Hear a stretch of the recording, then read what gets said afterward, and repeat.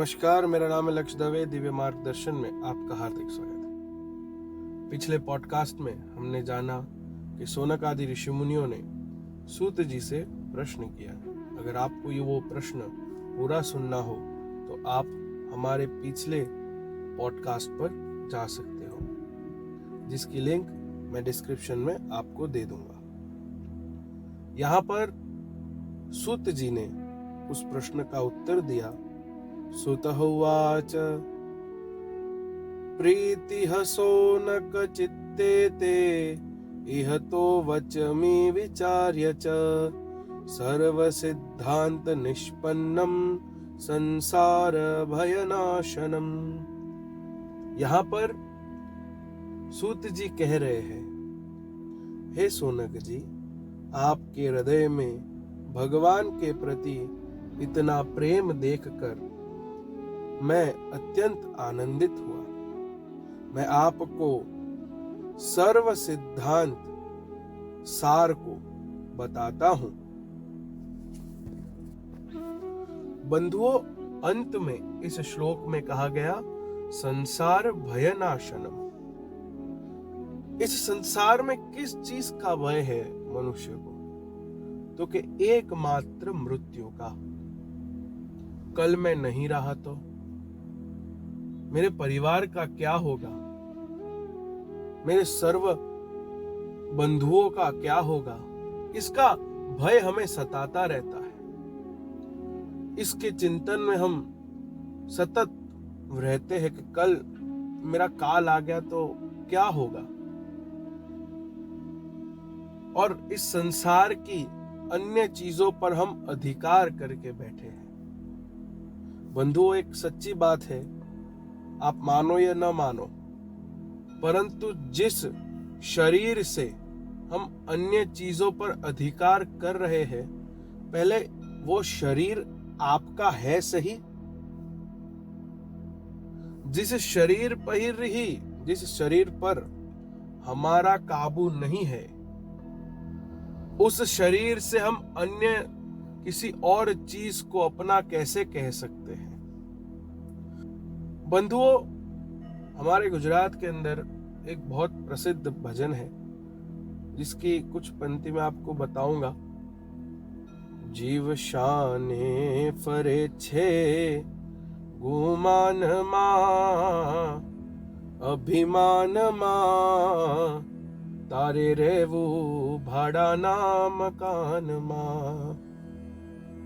इस भजन का अर्थ है, जीव क्यों तू इतना गुमान में फिर रहा है? आखिर में तुझे रहना तो भाड़े के ही मकान में है। हम अगर किसी को कोई घर रेंट पे दे रहे हैं तो उसे खाली करने से पहले हम 15 दिन पहले नोटिस देते हैं कि आपको ये घर खाली करना है। पर इस घर का तो कोई नोटिस भी नहीं आता, क्षण भर में वो ले लेता है। एक क्षण के लिए भी वो राह नहीं, वो पूछेगा भी नहीं आपको। और जिस सगे संबंधी पर आप अपने विश्वास बिठा के रखे हो कि मैं ऐसा कुछ करके जाऊं कि लोग मेरे जाने के बाद भी मेरा नाम याद रखे। बंधुओं, इस संसार में संसारी व्यक्ति तब तक आपका नाम याद रखेगा जब तक आपके नाम का स्वार्थ उसको मिलता रहेगा। उसके सिवाय आपको वो कभी याद करेगा नहीं। इसीलिए हमारे गुजरात में ये कहा जाता है, तारा मोटा मोटा बंगला रे, मोटर ने गाड़ी वाड़ी, बधी माया मूली मेली ने, खाली हाथ जावू पड़शे। जिस बड़े बड़े बंगले को, जिस बड़ी बड़ी गाड़ियों को, जिस आप सभी संपत्तियों को अपना मानते हो, बधी माया मूली, सब माया मूली आपको यहीं छोड़ के जानी पड़ेगी। अरे, जिस जगह पर आप अपना नाम लगा के गए हो, आपके जाने के बाद 12 दिन के बाद आपका लड़का आपका नाम हटा के उसका नाम लगा देगा। ये संसार की नीति है। और इसी भय में हम रहते हैं कि मैं अगर चला गया कल तो मेरे बाद क्या होगा। बंधुओं, इसीलिए सब ऋषि मुनि ऐसे ही नहीं बोल रहे हैं कि आप हरि नाम संकीर्तन कीजिए, आप भगवान का नाम लीजिए। चैतन्य महाप्रभु जब भिक्षा मांगने के लिए जाते, उस समय जिस भी घर में वे भिक्षा मांगते, तब कोई व्यक्ति अन्न लाता, कोई व्यक्ति दाल लाता, तो वो हाथ पीछे कर देते। तो वह पूछते कि आपको क्या चाहिए। तो चैतन्य महाप्रभु कहते कि आपके घर में कितने लोग हैं। तो व्यक्ति बोलता है 4 लोग हैं, बस 4 बार हरि बोल दीजिए। ये भाव। बंधुओं, एक कार्य कीजिए, अगर दिन में पूरे दिन अगर हम एक साथ नहीं बैठ सकते, तो वीक में एक दिन ऐसा रखिए कि पूरा परिवार एक साथ बैठकर भगवत भजन करे, भगवत चर्चा करे, जिससे हम भगवान के और निकट जाएंगे। बंधुओं, यह जो भागवत कथा है, इस श्लोक में क्या लिखा है? संसार भय नाशनम। संसार में कौन सा भय है? तो कि मृत्यु का। उस भय को आपसे दूर कर देती है। मृत्यु तो आना ही है, वो तो निश्चित है। भगवान ने गीता जी में भी लिखा है, जातस्य ही ध्रुव मृत्यु, मरना तो पड़ेगा ही, पर उस मरने का जो भय हमें सताता रहता है, वह भय से हमें ये श्रीमद् भागवत की कथा दूर करती है। आगे सुत जी कहते हैं, यह ग्रंथ जन्म और मरण के बंधन से दूर करता है, जो भक्ति को प्रबल बनाता है और भगवान श्री कृष्ण की प्रसन्नता का मुख्य कारण है। श्री सुखदेव जी महाराज कलयुग के मनुष्य के कल्याण के लिए और काल रूपी सर्प के डंक को नाश करने के लिए श्रीमद् भागवत शास्त्र कहा, जो मन की शुद्धि का उत्तम साधन है। और जब मनुष्य के जन्म जन्मांतर के पुण्य उदय होते हैं, तभी उसे श्रीमद् भागवत शास्त्र की प्राप्ति होती है। एक बार श्री सुखदेव जी महाराज राजा परीक्षित को श्रीमद् भागवत महापुराण की कथा का श्रवण करवा रहे थे। उस समय देवतागण सभी सुखदेव जी महाराज के पास आए और कहा कि हे सुखदेव जी, आप इस अमृत कलश को परीक्षित महाराज को दे दीजिए और हमें कथा अमृत का पान करवाइए। तब सुखदेव जी ने कहा कि कहाँ कांच और कहाँ मोती, कहाँ अमृत और कहाँ कथा।